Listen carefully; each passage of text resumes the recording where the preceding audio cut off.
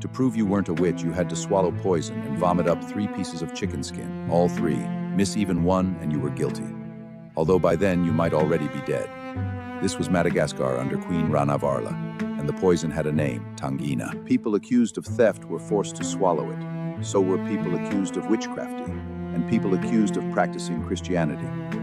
The ordeal existed before Ranavalona, but under her rule, it became an instrument of terror. An estimated 20 to 50% of those subjected to it died. During her 33-year reign, tangena may have killed an average of 3,000 people every year. That was routine. Here is what happened when Ranavalona I wanted to send a message. On March 28, 1849, 18 Christians were condemned to death for refusing to renounce their faith. 14 were carried to Amparinaga, a sheer cliff towering above the capital, bound by their hands and feet. Witnesses said they prayed and sang hymns as soldiers carried them toward the edge. Then all 14 were hurled from the cliff. Their bodies were taken away and burned. The remaining 4 Christians were condemned to an even slower death. They were tied to stakes. Firewood was stacked around them. Then they were burned alive while the city watched. But neither the poison nor the executions produced the largest body count associated with Ranavalona's reign. In 1845, the Queen announced that she was going hunting. Her court, its servants, and thousands of workers were ordered to accompany her. The procession may have included 50,000 people. Madagascar had few roads, so workers were forced to carve one through the wilderness as the royal party advanced. They worked until they collapsed. When one worker died, another took their place.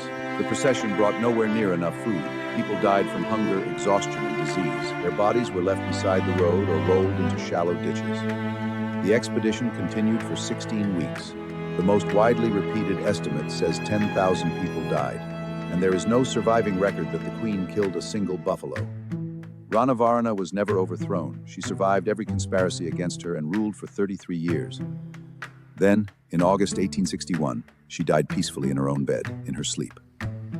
An old woman, she was the only one who got that. But even her funeral added to the body count. A spark landed in ceremonial gunpowder. The explosion tore through the mourners, killed people standing nearby, and set historic royal buildings on fire.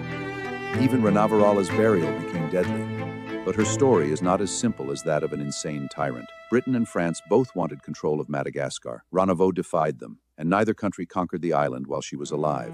France finally colonized Madagascar in 1896, 35 years after her death. So what was Queen Ranavalona? A defender of African independence, or one of the 50 worst people in history?